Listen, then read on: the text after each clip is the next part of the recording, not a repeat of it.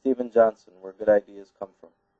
From the primordial soup of life to the printing press, Johnson describes innovation within the realm of 7 characteristics: the adjacent possible, liquid networks, the slow hunch, serendipity, error, exaptation, and platforms, with each innovation falling in one of 4 quadrants. Johnson introduces his concept with the primordial stages of life. He continues to build on it by showing the ways in which innovation itself reflects adjacent possibilities. Unlike the primordial soup, a city has the potential for a greater number of innovation because of its dense population. Good ideas are inevitably constrained by the parts and skills that surround them. The trick to having a good idea is not to sit around in glorious isolation and try to think big thoughts. The trick is to get more parts on the table. Part of coming up with a good idea is discovering what those parts are and ensuring that you're not just recycling the same old ingredients. A good idea is a network. Ideas flow freely in a liquid network, allowing for greater innovations. The primordial soup of life was a liquid network in which the adjacent possibilities created new life. Combinations were limited to the parts available, but every new configuration created a new set of possible combinations. The neurons within the brain form a densely interconnected liquid network. The first human settlements represent a liquid network that resulted in a great flowering of innovation. The 18th century coffee house provided a liquid network which sparked countless Enlightenment-era innovations.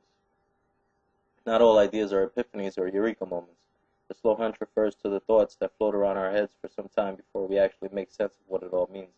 It may take a few hunches to make sense of a great idea or innovation. Johnson describes serendipity as an accidental discovery that is meaningful, possibly completing a hunch or creating an adjacent possible. Serendipity cannot be achieved by plotting a course. Chance has to be part of the formula.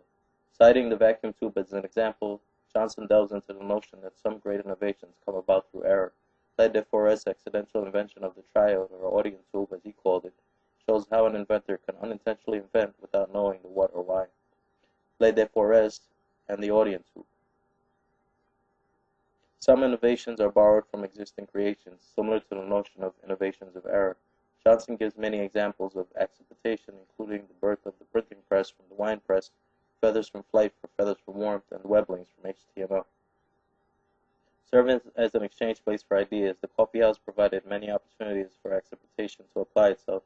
Johnson states the 18th century English coffee house fertilized countless Enlightenment-era innovations, everything from the science of electricity to the insurance industry to democracy itself. Good ideas are often built upon other good ideas. Johnson gives many examples of how platforms have led to the innovation in nature and human history. Johnson also introduces the concept of stacked platforms, innovations which are formed from more than one existing idea. Coral reefs provide a platform for millions of life forms within.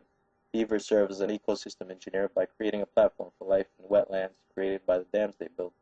The APL lab at Johns Hopkins served as a platform for innovative ideas such as GPS. HTML provided a platform for HTML. Java Flash and the web provided a platform for YouTube. D. Dorian Scale created a platform for Miles Davis' Bebop Jazz. And SMS created a platform for Twitter. To answer the question, what kind of environments make innovation possible in the first place, Johnson created 4 quadrants. Surprisingly, the first quadrant is the least active, while the fourth has exploded with activity. Small team, organization, or single person, such as a private corporation or sole entrepreneur that innovates for monetary purposes. A large group or multiple forms who collectively innovates by distributed processes for monetary purposes.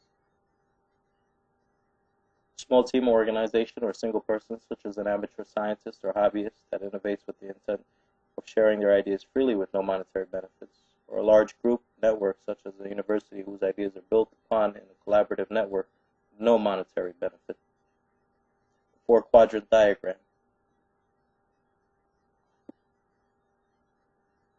Works cited.